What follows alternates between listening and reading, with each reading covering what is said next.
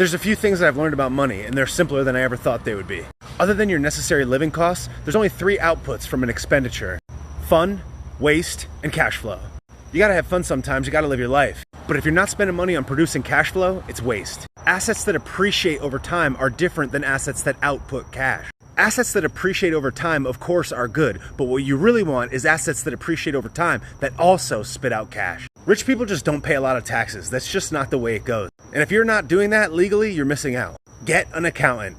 Best investment you could ever make in your life. Borrowing money and debt is not bad. It's math. It's about how you use it. If you borrow money for fun or waste, you're dumb. If you borrow money to produce more money, you're smart. Don't just be a businessman, be a businessman. Find ways to make the aspects of your life legitimate write-offs. The tax code is actually your friend. Never underestimate the power of good credit and make this a central tenet in how you plan your financial future. Acquire and open lines of credit and access to credit even when you don't need it, so when the opportunity strikes, you have it. Minimize the amount of money that's sitting in assets and not outputting cash, even if it's appreciating. This was one of the hardest things for me to swallow.